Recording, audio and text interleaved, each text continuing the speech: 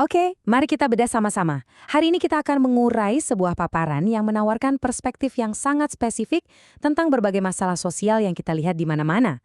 Kita akan lihat bagaimana sumber ini menyajikan masalahnya, mendiagnosis apa yang mereka anggap sebagai akar penyebab, dan akhirnya mengusulkan satu solusi tunggal. Niat gambar ini langsung ngasih kesan gawat kan? Kaca yang pecah seolah-olah jadi simbol kerapuhan, dan ini yang jadi bingkai dari seluruh argumen yang akan kita jelajahi. Ini adalah titik awal dari narasi yang mereka bangun. Nah, ini dia peta jalan kita. Kita akan ikuti alur argumen dari sumber ini. Mulai dari identifikasi masalah di berbagai bidang, terus masuk ke sebuah analogi kunci yang mengarahkan kita pada diagnosis akar masalah, dan tentunya solusi yang mereka tawarkan di akhir. Sumber ini memakai kerangka yang mereka namakan rapor merah bangsa. Ini pada dasarnya cara mereka untuk ngelis semua masalah yang dianggap genting. Semacam daftar kegagalan sistemik menurut sudut pandang mereka. Nah, diagnosis mereka dimulai dari unit yang paling kecil, yaitu masyarakat. Mari kita lihat satu persatu retakan sosial yang mereka soroti. Jadi, menurut dokumen ini, kerapuhan itu dimulai dari keluarga. Makanya, visual hati yang retak ini dipakai sebagai simbol awal dari apa yang mereka sebut sebagai hancurnya sendi-sendi sosial. Nah, coba perhatikan, di sini mereka pakai data konkret untuk menunjukkan skala masalahnya. Angka 17 kasus per hari. Ini disajikan untuk menekankan kalau ini tuh bukan cuma insiden 1-2 kali, tapi udah jadi pola yang sangat mengkhawatirkan. Dari masalah keluarga, argumennya bergeser ke ekonomi personal. Sumber ini menghubungkan kemiskinan dengan fenomena pinjol atau pinjaman online yang lagi marak banget, yang mereka gambarkan seperti jeratan mematikan. Biar kita kebayang seberapa luas masalah pinjol ini, mereka mengutip survei yang bilang 65% warga terjerat. Ini cara mereka menunjukkan kalau masalah utang ini udah bukan lagi masalah perorangan, tapi sudah seperti wabah. Oke, sekarang kita pindah ke bidang ekonomi. Nah, di sini argumennya dibingkai sebagai sebuah paradoks. Gimana bisa sebuah negara yang sumber daya alamnya melimpah ruah, tapi kok sebagian besar rakyatnya malah hidup dalam kesulitan? Kontras visual ini penting banget buat argumen mereka.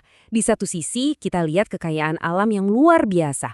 Di sisi lain, kemiskinan dan masalah kayak gizi buruk. Mereka bahkan mengutip data bahwa ada 21 juta orang yang kekurangan gizi. Ketimpangan ini digambarkan lebih jelas lagi di sini. Mengutip Bank Dunia, dokumen ini menyoroti kalau 10% orang terkaya itu menguasai, bayangin, 77% kekayaan nasional. Kesenjangannya mereka gambarkan sebagai sesuatu yang semakin dalam dan lebar. Selain kemiskinan perorangan, utang negara juga jadi sorotan utama. Angka yang disebutkan di sini adalah utang pemerintah yang sudah mencapai lebih dari 8.000 triliun rupiah. Angka yang mereka sebut sebagai rekor terbesar sepanjang sejarah. Nah, untuk memperkuat argumen, mereka juga mengutip tokoh publik. Kutipan ini dipakai buat menekankan pandangan mereka kalau kebijakan ekonomi yang ada sekarang tuh lebih berpihak pada oligarki dan kepentingan asing, bukan pada rakyat kebanyakan. Ini membawa kita ke pertanyaan kunci. Setelah melihat daftar masalah yang panjang banget, sosial, ekonomi, pertanyaannya jadi, mau mulai dari mana? Apakah semua ini masalah yang terpisah?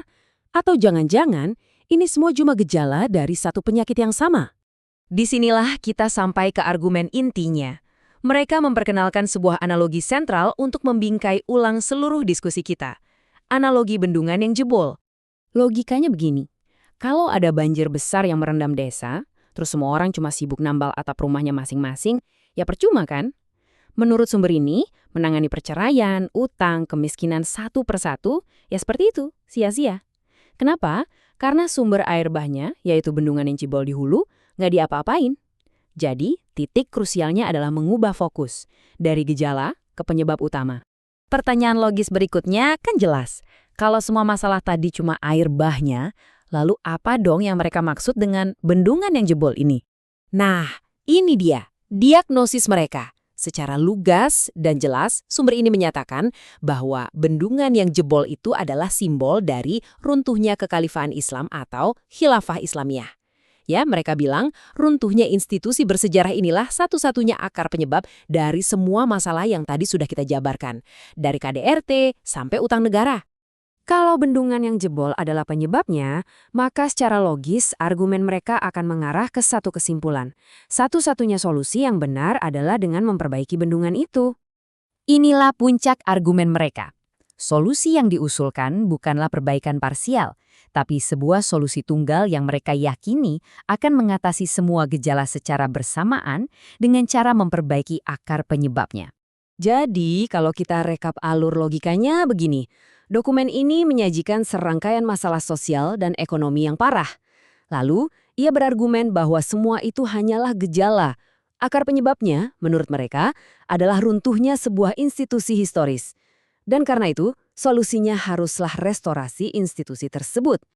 Nah, pembahasan ini meninggalkan kita dengan sebuah pertanyaan yang lebih luas untuk direnungkan. Terlepas dari subjeknya, pendekatan seperti ini mencari satu akar penyebab tunggal untuk berbagai masalah yang kompleks memunculkan pertanyaan fundamental. Bagaimana seharusnya kita memandang dan mencoba menyelesaikan tantangan terbesar dalam masyarakat kita?